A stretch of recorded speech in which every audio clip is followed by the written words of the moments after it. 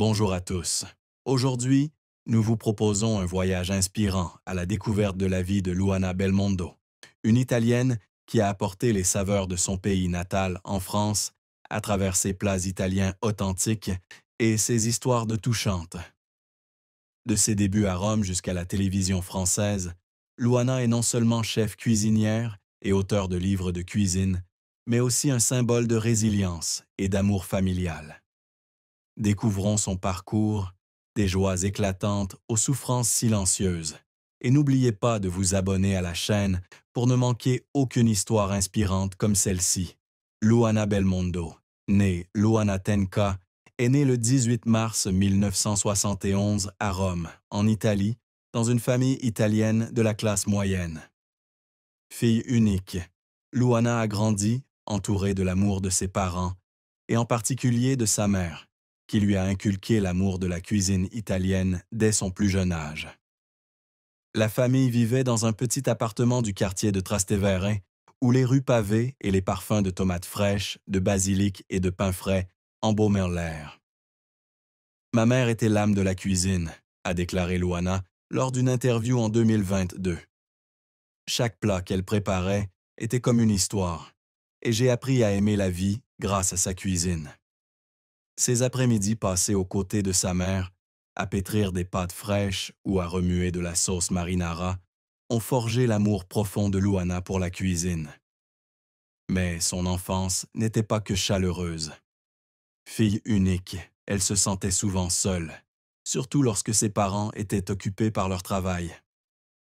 Son père, banquier, était souvent absent de la maison, et sa mère, bien qu'aimante, avait de grandes attentes quant à l'avenir de Luana. Elle voulait que je sois bonne à l'école, belle et que je cuisine comme elle, a confié Luana. Mais je voulais juste courir dehors et jouer avec mes amis. La pression de répondre aux attentes de sa mère a parfois donné à Luana un sentiment de contrainte, comme si elle n'était jamais assez douée. Ces années, si elles n'ont pas été marquées par la pauvreté, lui ont laissé un sentiment de manque de liberté. Le premier grand chagrin de Luana est survenu lorsqu'elle a quitté Rome à 19 ans, pour s'installer à Paris, poursuivant son rêve de devenir mannequin. Je voulais prouver que je pouvais y arriver seule, dit-elle. Mais l'industrie impitoyable de la mode l'a rapidement trahie. Malgré un défilé pour Balmain et la couverture du magazine Biba, Luana a dû faire face à des critiques sur son apparence et à la pression de maintenir son poids. Je me suis nourrie de pommes et de yaourts pendant des semaines, a-t-elle confié dans une interview à Madame Figaro. Il y avait des nuits où je pleurais seule, dans mon petit appartement parisien, me demandant ce que je faisais de ma vie. La solitude dans une ville inconnue, sans famille ni amis proches, a été une profonde blessure psychologique qu'elle a portée pendant des années. Une autre grande douleur dans la vie de Luana a été la mort de son beau-père, Jean-Paul Belmondo, en 2021. Belle-fille de l'une des plus grandes stars du cinéma français, Luana entretenait une relation étroite avec Jean-Paul, qu'elle considérait comme un second père. Il me faisait toujours rire, a-t-elle partagé sur Instagram après sa disparition. Le perdre, c'était comme perdre un membre de notre famille. Jean-Paul, avec son charme et son humour caractéristique, a soutenu Luana à ses débuts à la télévision, apparaissant même à ses côtés dans plusieurs émissions. Son décès, à l'âge de 88 ans, a laissé chez Luana un vide incommensurable. Elle a raconté que 10 jours après la mort de Jean-Paul, sa famille s'est réunie pour partager des souvenirs, mais que ses larmes n'étaient pas seulement liées à la perte, mais aussi au souvenir des moments chaleureux passés avec lui. La plus grande douleur de la vie de Luana fut peut-être la rupture de son mariage, de plus de 3 décennies avec Paul Belmondo, annoncée en juin 2024. Après 33 ans de mariage et 3 fils, Alessandro, Victor et Giacomo, Luana et Paul ont décidé de se séparer, un événement qui l'a plongé dans une dépression passagère. J'ai passé toute ma vie à construire cette famille, confiait-elle à Téléstar en novembre 2024. Quand elle s'est effondrée, j'ai eu le sentiment d'avoir échoué. Dans les mois qui ont suivi le divorce, Luana a dû faire face à la solitude et aux questions sur elle-même, mais elle a trouvé le moyen de les surmonter en se concentrant sur son travail et ses enfants. J'ai appris qu'on peut aimer quelqu'un très fort, mais qu'il faut parfois le laisser partir, confiait-elle, la voix brisée. Ses souffrances, de la solitude de sa jeunesse aux pressions de l'industrie de la mode, en passant par la perte de sa famille et la rupture de son mariage, ont façonné Luana Belmondo. Mais elles ont aussi fait d'elle une femme résiliente, qui trouve le moyen de transformer sa douleur en motivation pour vivre une vie meilleure. La carrière de Luana Belmondo a été un parcours inspirant, d'une jeune fille rêvant de devenir mannequin à une star de télévision et auteur de livres de cuisine en France. Après avoir quitté Rome en 1990 pour Paris, Luana a débuté sa carrière de mannequin. Elle a défilé pour Balmain et fait la couverture du magazine Biba, mais l'industrie de la mode n'était pas celle qu'elle espérait. Je pensais que le mannequinat serait libérateur, mais le monde s'est avéré stressant, a-t-elle confié lors d'une interview accordée à My French Country Home Magazine en 2022. Les critiques sur son poids et son apparence l'ont fait pleurer de nombreuses nuits. Et après 2 ans, elle a décidé d'abandonner le mannequinat pour se consacrer à sa vie de famille après son mariage avec Paul Belmondo. Depuis près de 20 ans, Luana est mère à temps plein de ses 3 fils, Alessandro, Victor et Giacomo. Elle cuisinait des plats italiens traditionnels, des lasagnes au tiramisu, pour nourrir sa famille et préserver sa culture natale. Je ne regrette pas d'avoir choisi la famille, dit-elle, mais au fond, j'ai toujours voulu faire quelque chose pour moi. L'opportunité s'est présentée en 2010, lorsque Luana a rencontré un cadre de Canal+ lors d'un concert de Johnny Hallyday. Impressionné par son charme et ses connaissances de culinaire, ce dernier l'a invité à animer Bienvenue chez Luana sur Cuisine+. J'étais nerveuse au début, raconte-t-elle. Mais quand j'ai commencé à parler de cuisine italienne, je me suis sentie à l'aise.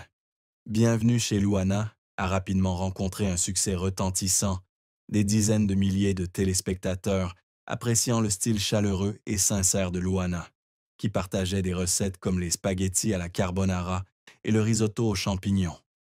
Je ne voulais pas seulement enseigner la cuisine, explique-t-elle. Je voulais raconter l'histoire de l'Italie, l'histoire de ma mère, à travers chaque plat. Le succès de l'émission a permis à Luana de rejoindre C'est à vous sur France 5 en 2011, où elle est devenue chef régulière, travaillant aux côtés d'Alessandra Sublet.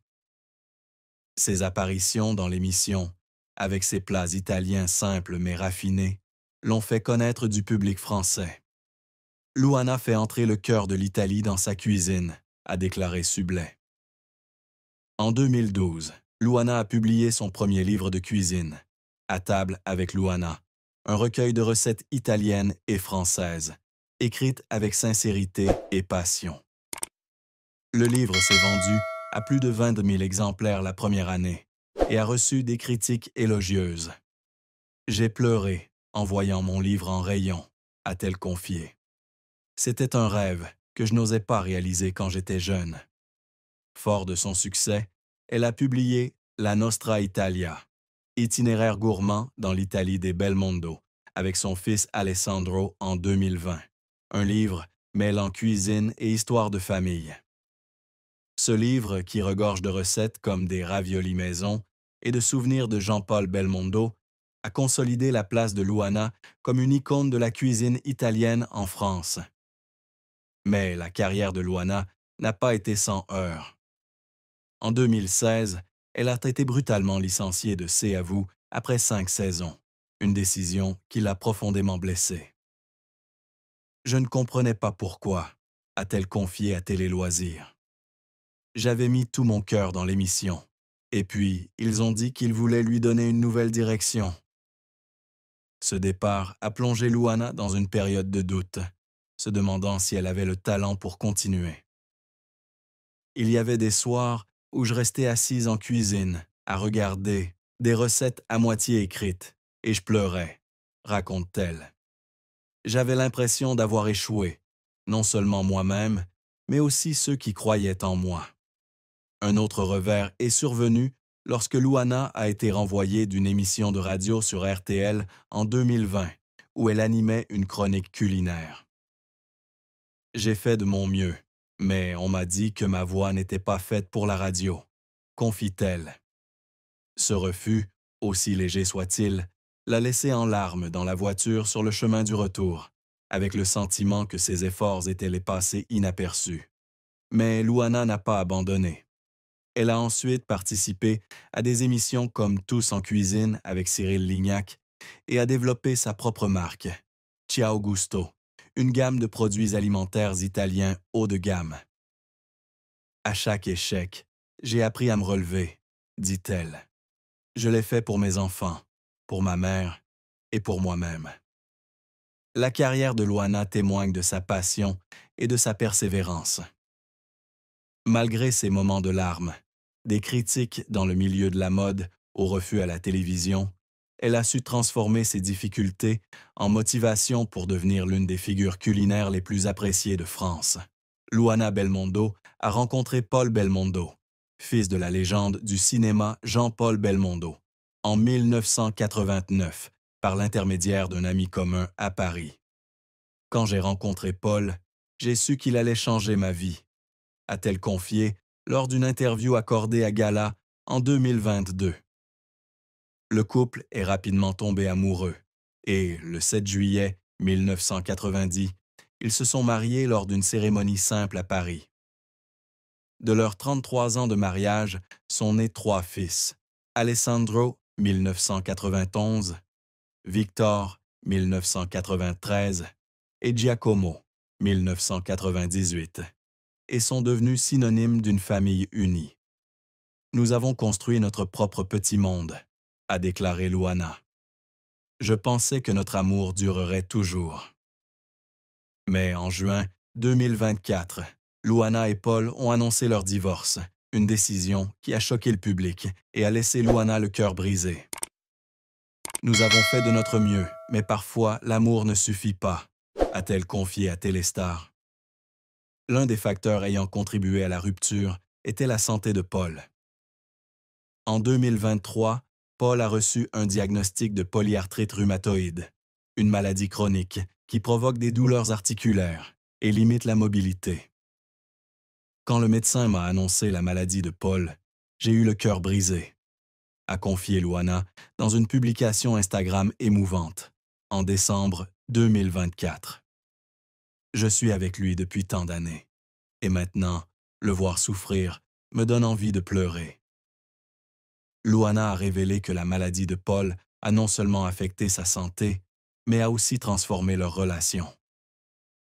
Il est devenu plus renfermé, moins bavard, a-t-elle confié. J'essayais d'être là pour lui, de lui cuisiner ses plats préférés, mais parfois j'avais l'impression de ne pas pouvoir l'atteindre. Durant les derniers mois de leur mariage, Louana pleurait souvent en voyant Paul souffrir, surtout lorsqu'il ne pouvait plus participer aux activités familiales comme avant.